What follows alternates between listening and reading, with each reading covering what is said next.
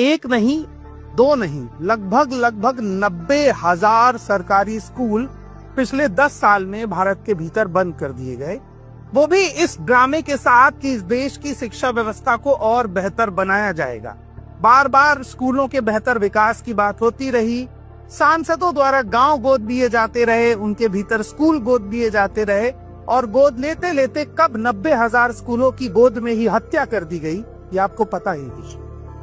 2014-15 में भारत के भीतर लगभग 11,07,101 सरकारी स्कूल थे, जो अब 10,17,660 हो गए हैं। यानी लगभग 90,000 सरकारी स्कूलों को पूरी तरह से बंद कर दिया गया है।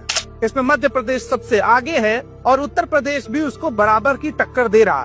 दोनों प्रदेशों में भारतीय जनता पार्टी की सरकार है, इसलिए विकास की रफ्तार रुक नहीं पा रही है, उसको दौड़ के रोकना पड़ रहा है।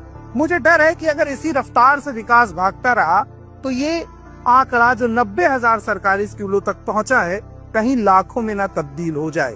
ये सरकार स्कूल तो बंद कर रही है मगर शराब के ठेके खोलती जा रही है। ये सरकार स्कूल तो बंद कर रही है मगर मंदिर बनाती जा रही है।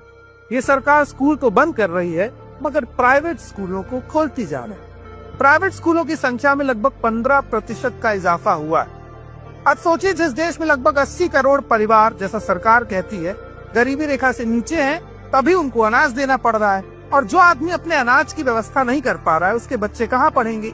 सरकारी स्कूलों में पढ़ेंगे। अब आप सरकारी स्कूल बंद कर दीजिए तो उसके बच्चे पढ़ेंगे ही नहीं। ये पढ़ेंगे नहीं तो सवाल नहीं करेंगे, सवाल नहीं करेंगे तो आप देश में अमृतकाल लाते रहेंगे और विज्ञापन पर अरबों करोड़ों को खर्च करके बताते रहेंगे कि मोदी जी विश्व के सबसे शक्तिशाली प्रधानमंत्री हैं, मगर उनके प्रधानमंत्री रहते हुए 90,000 स्कूल बंद हुए। ये उनकी सरकार पर एक कलंक है और एक सवाल है।